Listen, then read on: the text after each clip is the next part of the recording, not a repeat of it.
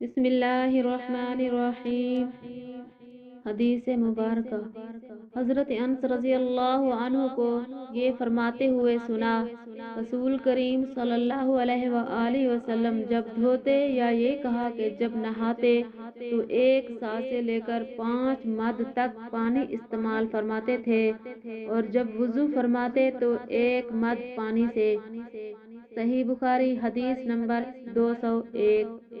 ہم سے اسبغ بن الفرج نے بیان کیا، وہ ابن واہب سے بیان کرتے ہیں، کہا مجھ سے عمرو نے بیان کیا، کہا مجھ سے ابو نضر نے ابو سلمہ بن عبد الرحمن کے واسطے سے نقل کیا، وہ عبداللہ بن عمر سے، وہ سعد بن ابی وقاص سے، وہ رسول کریم صلی اللہ علیہ وآلہ وسلم سے نقل کرتے ہیں، رسول کریم صلی اللہ علیہ وآلہ وسلم نے موضوع پر مسح کیا۔ عبداللہ بن عمر رضی اللہ عنہما نے اپنے والد ماجد عمر رضی اللہ عنہ سے اس کے بارے میں پوچھا تو انہوں نے کہا سچ ہے، اور یاد رکھو جب تم سے سعد رسول اللہ صلی اللہ علیہ وسلم کی کوئی حدیث بیان فرمائے تو اس کے متعلق ان کے سوا کسی دوسرے آدمی سے مت پوچھو، اور موسیٰ تو اس کے متعلق ان کے سوا کسی دوسرے آدمی سے مت پوچھو۔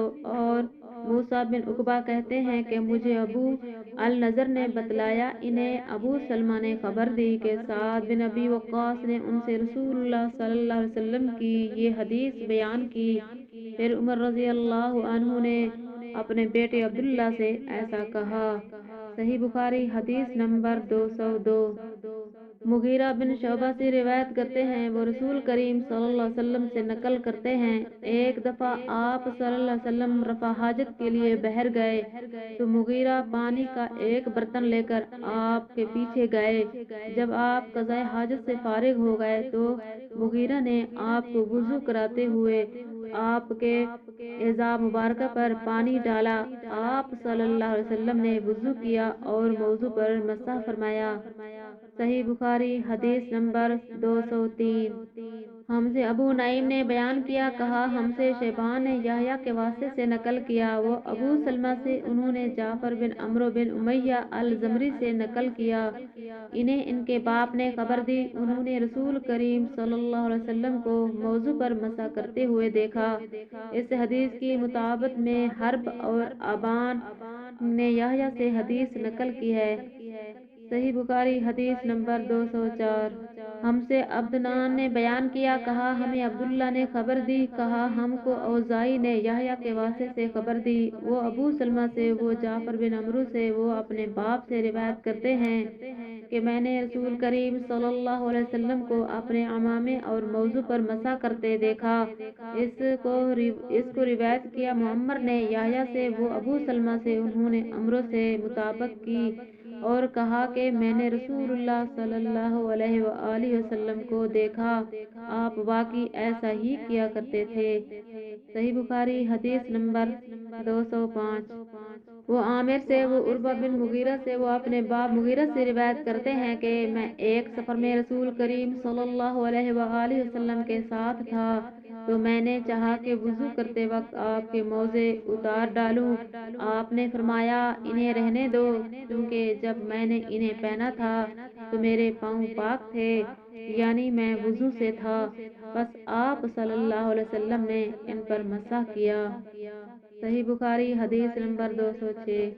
وہ عبداللہ بن عباس رضی اللہ عنہما سے نقل کرتے ہیں کہ رسول کریم صلی اللہ علیہ وآلہ وسلم نے بکری کا شانہ کھایا، پھر نماز پڑھی اور وضو نہیں کیا۔ صحیح بخاری حدیث نمبر 207۔ وہ ابن شہاب سے روایت کرتے ہیں، انہیں جعفر بن عمرو بن امیہ نے اپنے باپ عمرو سے خبر دی کہ انہوں نے رسول اللہ صلی اللہ علیہ وسلم کو دیکھا کہ آپ بکری کے شانہ سے کاٹ کاٹ کر کھا رہے تھے، پھر آپ نماز کے لیے بلائے گئے تو آپ نے چھری ڈال دی اور نماز پڑھی، نیا وضو نہیں کیا۔ صحیح بخاری حدیث نمبر 208۔ ہم سے عبداللہ بن یوسف نے بیان کیا، انہوں نے کہا مجھے امام مالک نے یحییٰ بن سعید کے واسطے سے خبر دی، وہ بشیر بن یسار بن حارثہ کے آزاد کردہ غلام سے روایت کرتے ہیں کہ سعید بن نعمان رضی اللہ عنہ نے انہیں خبر دی کہ فتح خیبر والے سال وہ رسول کریم صلی اللہ علیہ وآلہ وسلم کے ساتھ صحابہ کی طرف جو خیبر کے قریب ایک جگہ ہے پہنچے۔ آپ صلی اللہ علیہ وآلہ وسلم نے عصر کی نماز پڑھی، پھر ناشتہ منگوایا گیا تو سوائے ستو کے اور کچھ نہیں لایا گیا۔ پھر آپ نے حکم دیا تو وہ بھگو دیے گئے۔ پھر رسول کریم صلی اللہ علیہ وآلہ وسلم نے کھایا اور ہم نے بھی کھایا، پھر مغرب کی نماز کے لیے کھڑے ہو گئے۔ آپ نے کلی کی اور ہم نے بھی، پھر آپ نے نماز پڑھی اور نیا وضو نہیں کیا۔ صحیح بخاری حدیث نمبر 209۔ ہم سے اسبغ نے بیان کیا، کہا مجھے ابن وہیب نے خبر دی، کہا مجھے عمرو نے بکیر سے، انہوں نے قریب سے ان کو حضرت میمونہ زوج رسول کریم صلی اللہ علیہ وسلم نے بتلایا کہ آپ صلی اللہ علیہ وآلہ وسلم نے ان کے یہاں بکری کا شانہ کھایا، پھر نماز پڑھی اور نیا وضو نہیں فرمایا۔ صحیح بخاری حدیث نمبر 210۔ وہ عبداللہ بن عباس رضی اللہ عنہما سے روایت کرتے ہیں کہ رسول اللہ صلی اللہ علیہ وآلہ وسلم نے دودھ پیا، پھر کلی کی اور فرمایا اس میں چکنائی ہوتی ہے۔ اس حدیث میں عقیل کی یونس اور صالح بن کیسان نے زہری سے مطابقت کی ہے۔ صحیح بخاری حدیث نمبر 211۔ ہم سے عبداللہ بن یوسف نے بیان کیا، کہا مجھ کو مالک نے حشام سے، انہوں نے اپنے باپ سے خبر دی، انہوں نے عائشہ رضی اللہ عنہا سے نقل کیا کہ رسول کریم صلی اللہ علیہ وآلہ وسلم نے فرمایا کہ جب نماز پڑھتے وقت تم میں سے کسی کو اونگ آ جائے تو چاہیے کہ وہ سو رہے یہاں تک کہ نیند کا اثر اس سے ختم ہو جائے، اس لیے کہ جب تم میں سے کوئی شخص نماز پڑھنے لگے اور وہ اونگ رہا ہو تو وہ کچھ نہیں جانے گا کہ وہ خدا سے مغفرت طلب کر رہا ہے یا اپنے نفس کو بد دعا دے رہا ہے۔ صحیح بخاری حدیث نمبر 212۔ حضرت انس رضی اللہ عنہ سے روایت کرتے ہیں، وہ رسول اللہ صلی اللہ علیہ وسلم سے، آپ صلی اللہ علیہ وسلم نے فرمایا کہ جب تم نماز میں اونگنے لگو تو سو جانا چاہیے، پھر اس وقت تک نماز پڑھے جب جان لے کہ وہ کیا پڑھ رہا ہے۔ صحیح بخاری حدیث نمبر 213۔ حضرت انس رضی اللہ عنہ سے روایت کرتے ہیں، انہوں نے فرمایا رسول کریم صلی اللہ علیہ وآلہ وسلم ہر نماز کے لیے نیا وضو فرمایا کرتے تھے۔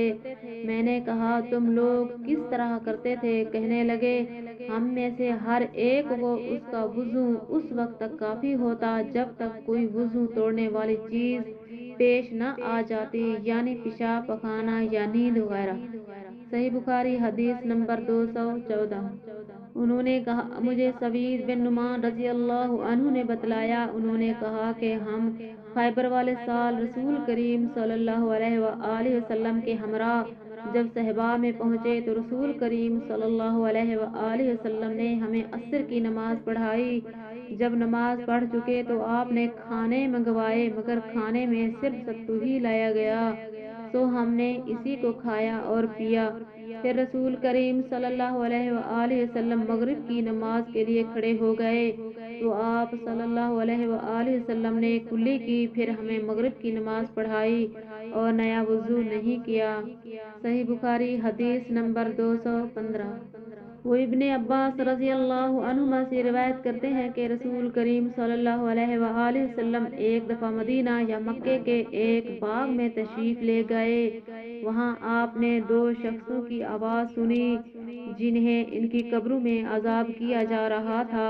آپ صلی اللہ علیہ وآلہ وسلم نے فرمایا کہ ان پر عذاب ہو رہا ہے اور کسی بہت بڑے گناہ کی وجہ سے نہیں۔ پھر آپ صلی اللہ علیہ وآلہ وسلم نے فرمایا بات یہ ہے کہ ایک شخص ان میں سے پیشاب کے چھینٹوں سے بچنے کا اہتمام نہیں کرتا تھا اور دوسرا شخص چغل خوری کیا کرتا تھا۔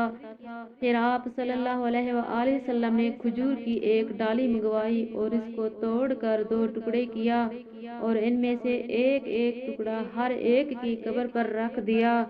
لوگوں نے آپ صلی اللہ علیہ وآلہ وسلم سے پوچھا کہ یا رسول اللہ، یہ آپ صلی اللہ علیہ وسلم نے کیوں کیا؟